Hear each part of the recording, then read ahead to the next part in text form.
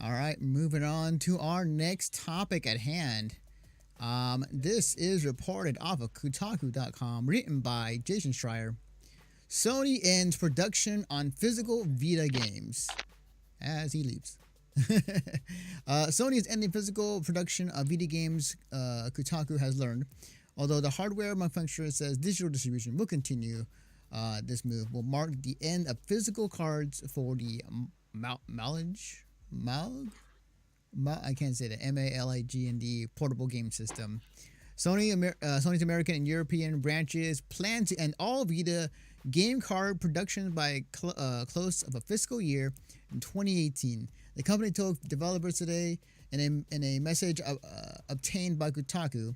This message asked that all Vita product code requests be submitted by June 28, 2018, and that the final purchase orders to be entered February 15th, 2019. Sony's 2018 fiscal year will end on March 31st, 2019. So basically, Sony is ending the physical production of the Vita games as of June 29th, I believe. Yeah. No. Yes. Oh, June 28th. So, which again harkens back to, I think, a previous conversation, is that I'm surprised Sony has been supporting Vita for this long, but then again, Vita has there's a dedicated fan base around that, and it's also it's not just dedicated fan base, but like it's actually pretty popular in Japan. So that's true. It's very true. So I'm kind of surprised about them doing this, but which leads me to think I don't think it will happen this year or next year. But do you think that Sony will eventually come back around and make another handheld? No. They might adopt what the Switch is doing with the home console / take on the go console. That'd be interesting if they do that. Portable screens are getting really, really good. Yeah. But I still doubt that. But that's like the closest I think they'll come back to a handheld console. Unfortunately, the Vita, the Vita is. I'll say this about the Vita: it's a great console. It has amazing games on it, awesome games. And this article, if I'm not mistaken, talks about physical Vita games, yes. not digital. Yeah, digital. You can still buy the digital games right now. So, but this is the first step in the door of PlayStation kind of dropping their handheld market. Yeah. At least when it comes to the Vita. Yeah. Well, there's two factors, and we already talked about it. We already mentioned it, that the dedicated fan base and how big it is in Japan is why it's still alive. But at the end of the day, I just don't think that Sony wants to kind of go back into that area.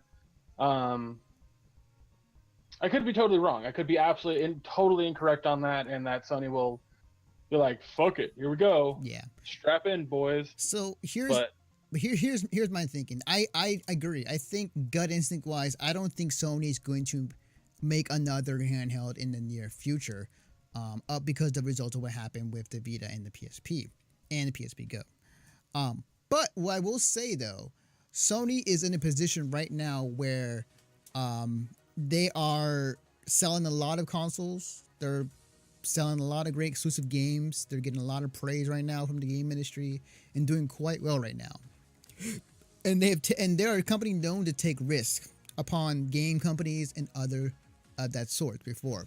So I would not put it past Sony to take another stab at doing another handheld. Will they do it? Gut instinct says no, but I would not be surprised if they try to. Yeah, I mean, like I said, the Switch is doing astoundingly well, and not like beating, in terms of sales, beating Microsoft or Sony by hell no, not in America at least. Mm-hmm. But it's doing really well, better than any analyst said it was going to. Better than their market share said it was going to. Yeah. But that being said, it's still popular enough where Sony might try to adopt part of it. They might they might go to the extent of saying like the new PlayStation 5 has a portable screen on it. You can turn it off and plug it in, and you can play the game on your TV. But if you want to take it somewhere else, here you go. Because Sony already kind of does that with their like play anywhere around your house sort of thing, that's or watch true. certain things anywhere around your house. That's very true. Yeah. So even though like every organization that's media based does that now. yeah. I don't know, man. I mean, like it's Sony is fascinating to watch because they have such strong market share here in America that it does affect how they handle stuff in Japan. You know, we see a company like Nintendo do certain things, and we're just like, it's confusing because we don't understand Japanese marketing like we do here in America. Yeah. And we look at how the Microsoft sells their console, we're like, that makes sense. We look at how Sony sells their console here, and we're like, that makes sense. But when we look at how Nintendo does it, we're like, why? Yeah. Well, for what? So I think there's a lot of that's throwing a wrench in our stuff because we know that they are a Japanese-based company. Yes. Agreed. So agreed. I think on a completely different note, the current Vita has a couple more years of life before Sony completely drops it out. Yeah, agreed. So if you have a Vita, just buy a gigantic memory card for it and store up on amazing Japanese-based games. Mm-hmm. Yeah, I think at the end of the day, like if you're a JRPG fan, Sony Vita is like a perfect place for that stuff. I mean, don't get me wrong, Nintendo is coming up in that real quick. Yep. Good Lord. Yep. They're coming up in that real quick. But but like I guarantee you another Persona will be on the Vita soon. I guarantee it. I wouldn't. I don't think it'll be a main title. I don't think it'll be a main title. Not by a long shot, but it definitely will be a new Persona game. Yeah. For sure. You know, something that the Vita has over other mobile stuff, including the Switch, is other media